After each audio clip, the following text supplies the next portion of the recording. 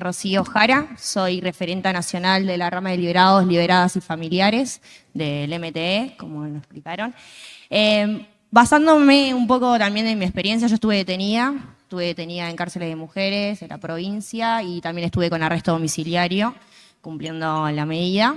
Hace 3 años estoy en libertad y pude organizarme en la rama a través del acercamiento de la organización en mi domicilio. Estoy un poco nerviosa, pero bueno, nada, como decía, desde mi experiencia, pero también contando el trabajo que venimos realizando desde la rama de liberados, liberadas, que todos los compañeros que pasamos el contexto de encierro, la única respuesta que tuvimos una vez que recuperamos la libertad fue organizarnos en la economía popular, porque la realidad es que cuando salís y no tenés la red de contención, como venían nombrando, la esquina y las otras oportunidades, digamos, están más al alcance que un trabajo digno o un acompañamiento también digno por parte de la sociedad, ¿no? Y sobre todo la estigmatización que sufrimos a la hora de todos lados te piden antecedentes penales, en todos lados te los piden. Entonces como medio ahí engorroso decir, bueno, que salgan y trabajen cuando son los mismos que nos piden los antecedentes a la hora de poder acceder a esos trabajos, donde podamos tener una obra social, donde podamos tener un salario digno, donde podamos garantizar, como decimos, los derechos de nuestros hijos. Yo me voy a parar sobre todo en el rol de las mujeres, en el rol que nosotras somos las que seguimos sosteniendo desde las cárceles, familias, hijos, personas a cargo. Entonces, ¿qué herramientas se brindan o se brindarán? Y creo que hoy tenemos la oportunidad, que no pasaba capaz 10 años antes, 8 años antes, de tener personas que pasaron el contexto de encierro, que pueden hablar en primera persona y decir lo que hay que mejorar, que no es todo, no sirve, o no, hay que mejorar muchísimas cosas y muchísimas cosas vienen sirviendo también y está bueno tomarlo de ejemplo y sobre todo las experiencias propias, como digo, lo que pasamos en primera persona y hoy poder estar acá contando de que ya hace 3 años estoy en libertad, puedo sostener mi libertad a raíz de que poder generar esas oportunidades como hacemos de la rama de liberados, que tenemos 2 líneas, que es la línea de trabajo, que sobre todo mi compañero Mariano va a profundizar más, pero yo voy a profundizar sobre la línea social, que es lo que venimos acompañando, porque ningún trabajo se puede sostener si no hay un acompañamiento social, no hay un acompañamiento de brindar una escucha, de brindar un DNI, porque hay compañeros que salen sin DNI, sin saber lo que es una tarjeta SUBE, sin poder, no sé, tener a sus hijos inscritos en un colegio. Por eso es muy importante a la hora de pensar tanto como en las cárceles vamos a intervenir los civiles, instituciones, qué perspectivas le vamos a dar a la hora de acompañar a esas mujeres, ¿no? Estuve leyendo algunas leyes y bueno, también cómo van a ser las condiciones de esas madres cuando vivan con sus hijos. Ese acompañamiento que se brinda dentro de las cárceles, también poder profundizarlo en el arresto domiciliario, porque la realidad es que cuando uno llega al arresto domiciliario, cuando el Estado te da un arresto para poder garantizar ciertos derechos de tus hijos, después no te da ningún derecho a vos a poder garantizar esos derechos. O sea, no hay una flexibilidad, no, esas mujeres no salen con un trabajo de decir, bueno, esa compañera va a salir con 3 hijos, tiene que darle de comer, la educación. Bueno, ¿cómo esa compañera va a poder acceder a eso si no hay algo establecido? Porque muchas veces los juzgados tardan más de 1 año en responder una salida laboral, más de 1 año en responder una salida a un médico. Entonces, muchas intervenciones que se vienen desarrollando dentro de las cárceles, como compañeras con enfermedades crónicas, cuando llegan con un arresto, toda esa intervención de Estado desaparece. Y ahí es cuando nosotros aparecemos como organización hoy y ser ese puente entre las instituciones del Estado y esas compañeras que se encuentran cursando el arresto domiciliario. Por eso es muy importante pensar en cómo se va o sea, porque decimos, bueno, las obligaciones, bueno, ¿cómo se van a llevar adelante esas obligaciones si no hay un Estado que acompañe a que eso suceda? Porque sobre todo en el arresto, vuelvo a decir, las redes de contención desaparecen mucho. Si bien no se estipula de que tiene que haber alguien que garantice, bueno, de qué manera también, ¿no? Y sobre todo, bueno, en el contexto que estamos hoy, que no me voy a meter mucho en eso, pero sobre todo en quién vamos a dejar en manos, ¿no? Si va a ser, no sé, bueno, el patronato deliberado, ¿qué rol va a tener hoy el patronato? Hoy, ¿qué rol tiene y qué rol va a tener con esos compañeros? ¿Va a ser el nexo con las instituciones? Si hay, y nosotros siempre decimos, si no hay nadie civil o otro organismo por fuera que pueda garantizar que esas compañeras sigan formándose, sigan con un trabajo digno, y también el enfoque que se da dentro de las cárceles, sobre todo. Que yo estaba cansada de hacer, no sé, siempre los oficios, o lo que te enseñaban era cocina nada más, porcelana y a tejer, por ejemplo. Bueno, si yo quiero el día de mañana poder seguir formándome, poder capacitarme, a dar oficios y formaciones reales también para las mujeres dentro de las cárceles. Porque la mayoría son jefas de hogar y la mayoría también son quienes sostienen a compañeros privados de la libertad, a sus hijos. Como vuelvo a repetir, es una responsabilidad muy grande las que cumplimos las mujeres, el rol importante en la sociedad, sobre todo en lo comunitario, en lo social y el acompañamiento.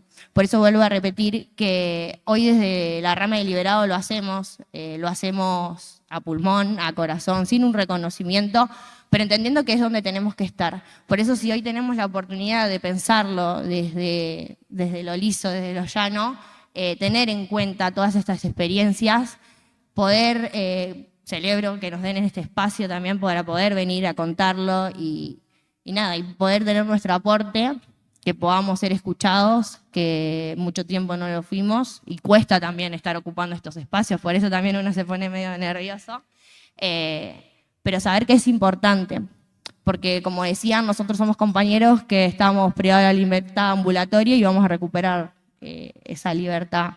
¿Y de qué manera? Nosotros nos preparamos, siempre digo lo mismo, preparamos a nuestros compañeros hoy en día, porque hoy yo en día sigo recorriendo arrestos, las casas de las compañeras con arrestos, sigo yendo a unidades penales, no solamente a contagiar de poder salir y organizarte en una cooperativa de trabajo y va a haber personas que te van a recibir y te van a contener y no te van a juzgar, sino también a poder formar con diplomaturas, a poder llevar también a la afuera, como yo digo, a la sociedad, a preparar esa sociedad.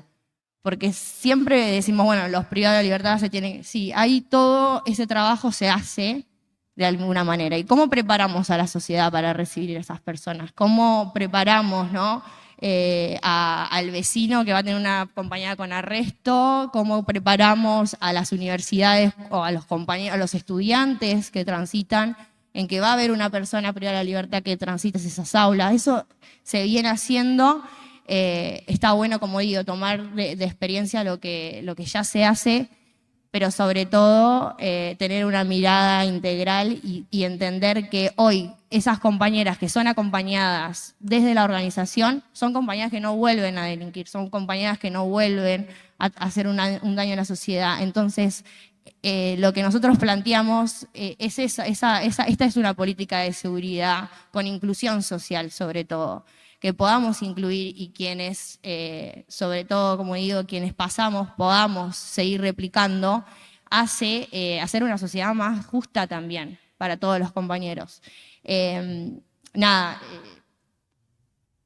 Acá justamente, hablando de lo específico de Cava, yo soy de La Plata, pero hablando de lo específico de Cava también, hay compañeras que hoy están acompañando a mujeres con arresto domiciliario, y lo hacen sin recursos. Por eso digo que si hay un Estado presente, que pensemos esa parte de cómo se incluye socialmente, de quienes vienen hoy ya haciéndolo, y pensarlo desde el Estado, va a ser muchísimo más beneficioso. O sea, vamos a poder llegar a más compañeras, vamos a poder transformar más vida, y no solamente la vida de la persona que está con arresto o la vida de la persona que pasa a la cárcel, porque eso es transversal a todo, es transversal a sus hijos, es transversal a su familia, a quienes contienen y quienes sostienen, porque lo hablo de mi experiencia personal. Yo cuando transitaba el arresto domiciliario y estaba con mi hijo tampoco iba a una plaza, mi hijo tampoco tenía a su mamá en la escuela, mi hijo tampoco no iba a un médico conmigo. Entonces, si cortamos eso,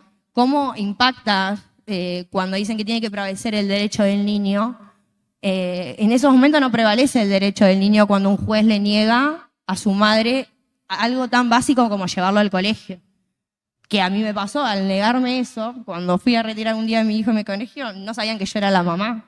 Entonces, cómo eso también daña, no solamente es la psiquis de uno, porque uno es grande y dice, bueno, lo puede afrontar de otra manera, pero cómo impacta eso en los niños, en los adolescentes. Y no hay una edad específica, no es que, bueno, hasta los 4 o 5, no. O sea, eso hasta que son adolescentes, y si eso no hay un acompañamiento real, no se puede, o sea, es algo que queda también en la persona que esté privada de la libertad, en cómo generar, porque hoy me pasa, mis compañeras me dicen, ¿cómo hiciste vos para poder seguir generando tu vínculo con tu hijo? Porque yo siento que lo estoy perdiendo.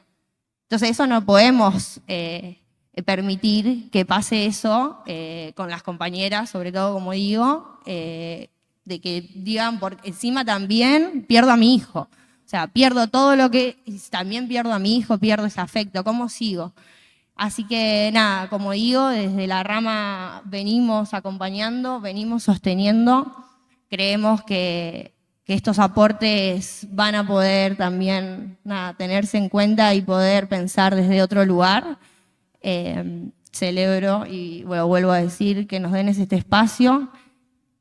Sabemos que los tiempos son difíciles, pero que sobre todo si hay comunidad, y poner sobre todo el eje central de que todos somos seres humanos y todos tenemos que tener un derecho a una vida digna, hayamos cometido errores, que todo, con un acompañamiento, siempre lo decimos, el trabajo solo, la formación solo no va a funcionar si no hay un acompañamiento real, si no hay alguien que vos puedas plasmar todo en eso en algún lugar. Hoy lo hacemos en las cooperativas de trabajo.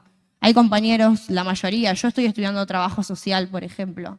Hay compañeros ya recibidos en nuestras cooperativas y ahí encuentran el lugar, y ahí encuentran el espacio donde pueden seguir o aplicar sus herramientas o seguir mejorándolas. Es con el otro, nunca nos pensamos solos, ¿no? Y que sabemos que es así. Yo recupero la libertad y si no encontramos un lugar donde reorganizarme sola no iba a poder. Te queda muy grande la libertad. O sea, porque todos vamos atrás de la libertad. Pero cuando estás con la libertad, ¿qué haces? Si no tenés dónde ir a trabajar, si no tenés dónde ir a tomarte un mate y que no te juzguen también. Entonces, poder, como digo, y vuelvo a decir, que se pueda tener en cuenta que desde el Estado también se garantice un acompañamiento más allá de los cumplimientos, como digo, dentro de las cárceles. Sí, eso se cumple, la condena se cumple, y eso tiene que tener su seguimiento, pero por otro lado, no vulnerar todos los derechos y no negarle a los compañeros y a las compañeras privadas de la libertad, que hoy ya se encuentra el derecho a proyectar su vida en libertad. Así que no tengo más nada para decir, gracias. Buenos días para todos y todas. Bueno, mi nombre es Mariano Bocasi. También pertenezco, soy parte de la rama de liberados del Movimiento de Trabajadores Excluidos, de donde nos organizamos colectivamente, como contaba mi compañera, no solo para resolver las problemáticas y las necesidades que nos unió en ese lugar, que fue la integración al mundo del trabajo, que fue no encontrar respuestas en otros lados, como dijo mi compañera, los certificados de antecedentes, quizás no saber dónde buscar trabajo, no tener un oficio, no se agota en el certificado de antecedentes la problemática. Dentro de la rama de liberado no solo nos organizamos a través del cooperativismo como herramienta de organización laboral, esto también nos permite recibir a compañeros y compañeras que salen de las cárceles y poder formarlos, poder brindarles un abrazo y una contención tan necesaria cuando uno sale de un mundo que se rige por una vida tan diferente a la del medio libre. Yo pasé casi 20 años de mi vida en la cárcel, en el Servicio Penitenciario Federal y también en la provincias del interior. Por supuesto no me enorgullece eso. Durante esos 20 años trabajé, estudié, luché y pude transformar mi vida. Hoy no solo celebro y agradezco esta convocatoria, pero creo que tenemos una oportunidad histórica para comenzar a saldar una deuda que tiene la sociedad con ella misma, y que es la llegada de la democracia a las cárceles, como lo dijo la doctora. Y cuando pienso en la llegada de la democracia a las cárceles, me acuerdo cuando, porque lo viví, cuando llegó la democracia a nuestra sociedad. Y una de las primeras cosas que se hizo fue ordenar el rol de las Fuerzas Armadas, ¿no es cierto? A partir de la llegada de la democracia ya no administraron la educación, ni el desarrollo social, ni el trabajo, básicamente porque estaban formados y tenían un rol, un objetivo y una misión institucional diferente. Traigo esto porque creo que estoy plenamente convencido de que en la cárcel tiene que suceder lo mismo. Y esto no es de una mirada de desprecio institucional, no, pienso que el servicio penitenciario tiene que estar abocado a su tarea, a su función y para lo que fueron formados, a la seguridad, para la seguridad, no para la reinserción social. Hablando alguna vez con directores de penales, específicamente con el director de la Escuela del Servicio Penitenciario de Provincia, Sergio Vázquez, que hacía una autocrítica al servicio penitenciario, increíble, cosa que ni siquiera nosotros, que hemos pasado muchos años allá, lo hubiésemos observado. Y decía, los directores de los penales los directores de los penales se jactan de que a lo largo de su carrera no se les escapó ningún preso, pero nunca de que no volvieron, ¿no? Eso no se cuestiona, no pasa por la cabeza del servicio penitenciario la reincidencia. Es decir, este lo tuve acá un montón de años y volvió de vuelta, ¿en qué fallé? No, está totalmente naturalizado eso. Incluso por nosotros, incluso por la sociedad en general. A un director no se lo sanciona porque un interno, una interna haya hecho la primaria, la secundaria, no, lo sancionan si se escapó, ¿no? Y eso rige la lógica del servicio penitenciario en cuanto a la educación, en cuanto al trabajo. A este lo saco, a este no lo saco. Y estamos hablando, no quiero que esto pase por alto, educación y trabajo. Son los pilares fundamentales de la reinserción social, de la revinculación con nuestra comunidad, con nosotros mismos, con la y hablo del trabajo también, por supuesto, en la formación en oficio, las carreras profesionales, la universidad, pero más hablo del trabajo como productor de subjetividad, ¿no?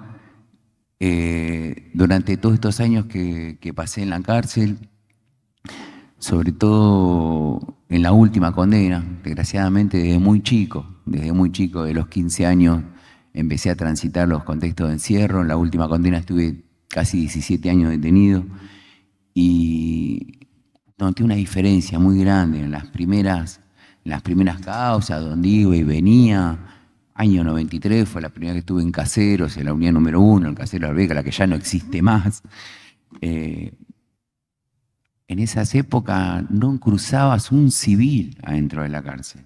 No se cruzaba un civil. Es más, los profesores que habían de la escuela secundaria, después de Voto, en el 94, 95, 96, todos esos años anduve por las cárceles federales. Los profesores incluso, la señora debe recordar, los profesores de la secundaria eran también del servicio penitenciario.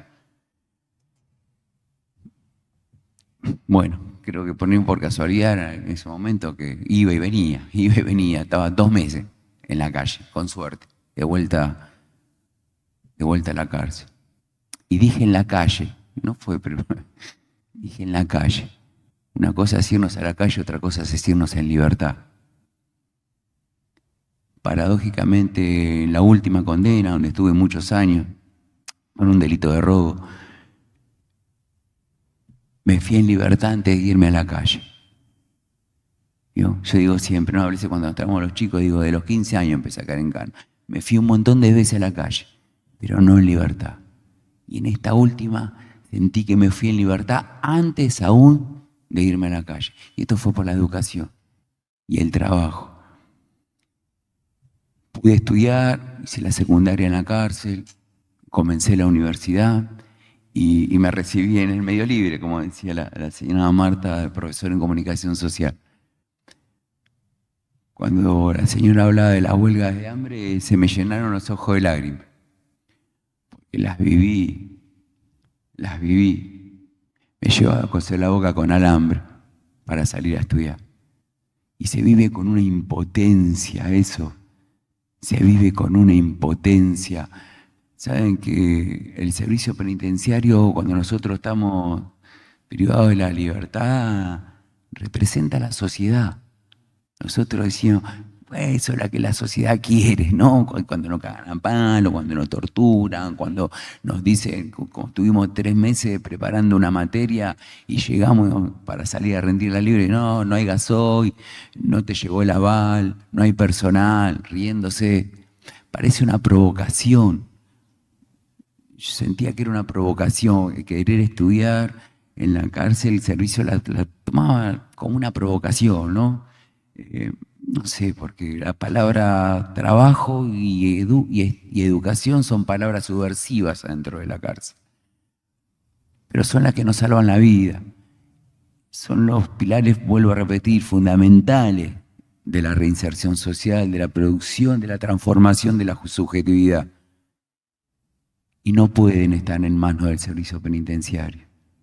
No deben estar en manos. Si realmente vuelvo a esta oportunidad histórica de que nuestra ciudad pueda tener una ley de ejecución penal que pueda recoger la experiencia positiva y negativa.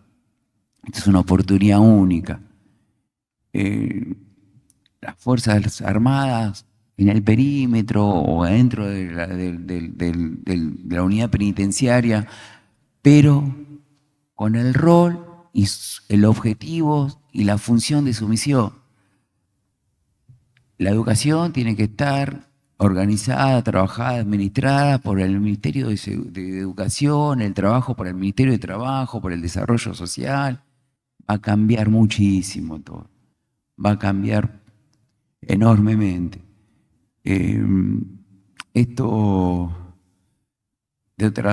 También el trabajo postpenitenciario, el seguimiento postpenitenciario, la reincidencia. Digamos, cuando hablamos de reincidencia, hablamos de estadísticas nada más.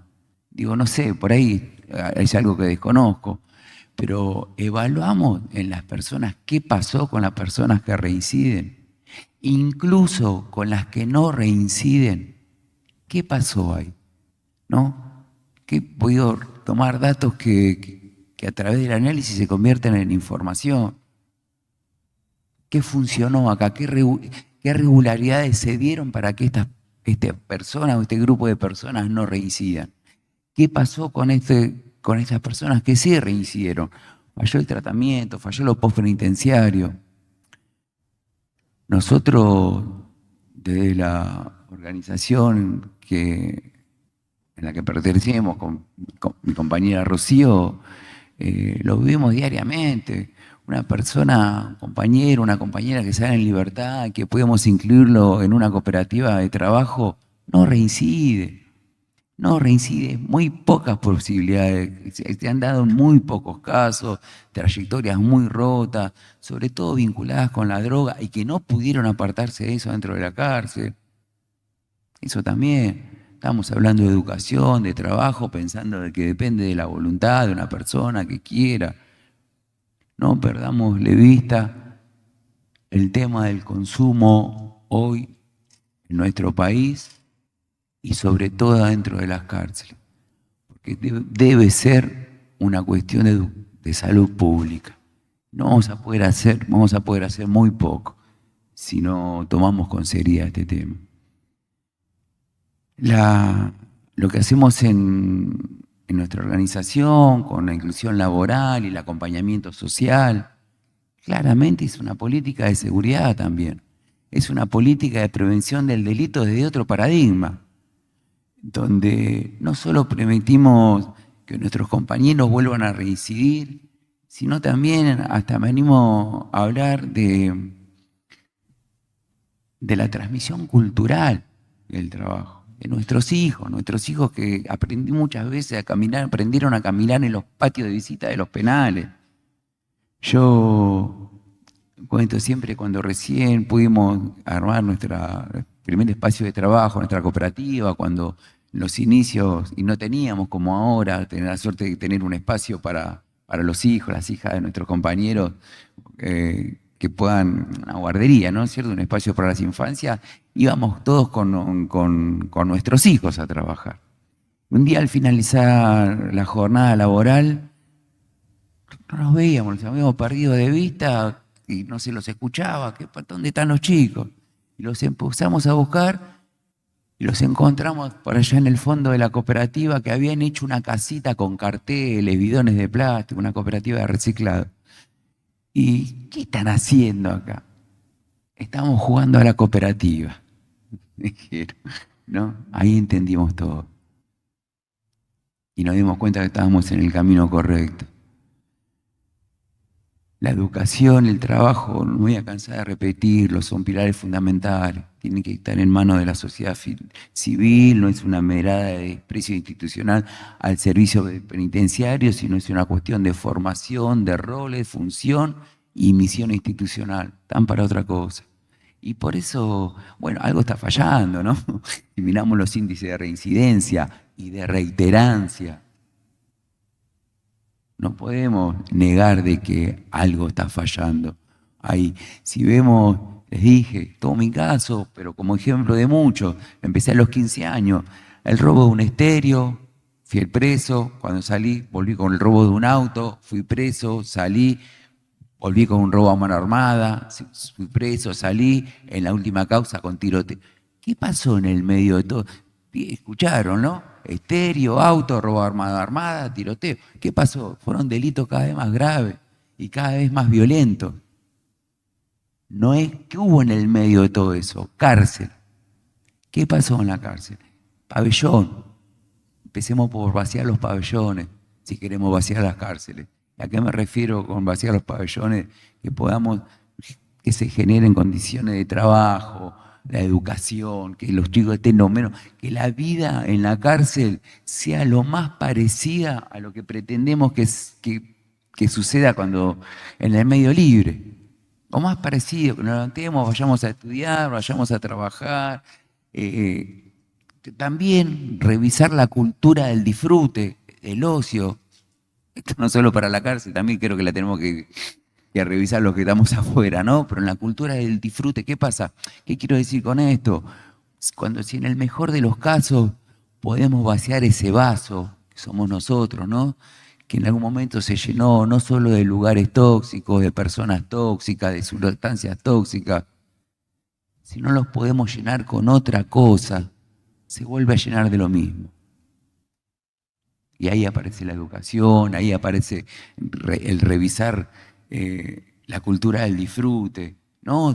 De actividades culturales, deporte. Hay que llenar ese vaso con otra cosa, con otros conocimientos, donde opere otra mirada sobre nosotros mismos. Yo les voy a contar, y voy a cerrar con esto. Trabajé durante casi 15 años en talleres de braille, ¿no? Empecé en la unidad número 7, en el Chaco, en el año 2000, campo de concentración, ¿cierto? Ustedes saben, los que no conocen, un campo de concentración, donde todos corríamos desnudos con la mano atrás, mirando la pared, no podíamos mirar al servicio penitenciario la cara, una tortura psicológica todos los días. 5 años estuve adentro. No porque sí, yo también era bravo antes, y ahí vamos para todos. No se podía nada, ahí no se podía hacer nada, nada. Hasta que un día un interno, un compañero, me enseñó a escribir, a escribir en el sistema braille. Transcribimos un cuento y por visita lo sacamos a la calle, ¿no? A una escuela de chicos ciegos. recibimos una carta en braille también, de un chico de 8 o 10 años, decía, gracias por acordarse de nosotros aunque seamos ciegos. Mirá, éramos todos salvajes los que estábamos ahí. Y pusimos a pensar, mirá, estos chicos, no, ¿qué onda? No deben tener nada. ¿Qué pueden llegar a necesitar? Y pusimos en la cabeza, bueno, en esto hicimos mapas, desarrollamos mapas donde reemplazamos colores por texturas, láminas, juegos, dominó, empezamos, y apareció un otro. Apareció un otro al que no conocíamos, donde cerrábamos los ojos y para diferenciar las texturas, por ahí es muy positivista esto, pero estábamos poniendo en el lugar del otro, ¿no? Cuando empezaron a entrar, empezaron después de mucha lucha, muchas buzoneadas, muchas roturas de huesos, pudimos lograr de que nos dieran un espacio para armar el taller de educación. Cuando entraban las profesoras y veían los mapas colgados, nos decían, ¿esto hacen ustedes? Sí, nos felicitaban, le contábamos a nuestra familia, a nuestros hijos, le mostrábamos. Empezamos a pensar cada vez más en esto, a trabajar, los que integramos ese taller, empezamos a conseguir trabajo en los talleres del penal. Empezó un camino diferente. 10 años después, cuando accedí a la educación universitaria, y eso me dio unos lentes para mirar la vida y el mundo de otra manera, el conocimiento. Un día leyendo unos textos de Gilberto Jiménez hablaban sobre la construcción de la identidad y cómo operaban el auto y el heterorreconocimiento, ¿no? Seguía leyendo. Y decía, o sea, cómo nos miramos nosotros y cómo percibimos que nos mira el otro. Y me llevó a esa época, a cuando empecé a percibir que había un otro que me miraba diferente. Y yo me empecé a mirar diferente. Estoy hablando de la autoestima, estoy hablando de empezar a quererse, a sentirse valioso, a sentirse útil, a sentirse querido. Y elegimos ese camino, no solo yo, todos los compañeros que estábamos en ese campo de concentración porque nos portábamos mal, esa es la verdad. La educación no nos hizo portar bien, nos hizo mirarnos diferente. Y creo que eso es lo que lo tenemos que lograr, a transformar esa objetividad, a que nos podamos mirar diferente. Ojalá que esta ley prospere, que se puedan tomar estas cosas en cuenta, porque hay un montón de compañeros y compañeras adentro de las cárceles que están esperando no solo salir a la sociedad, sino volver a formar parte de ella. Muchas gracias.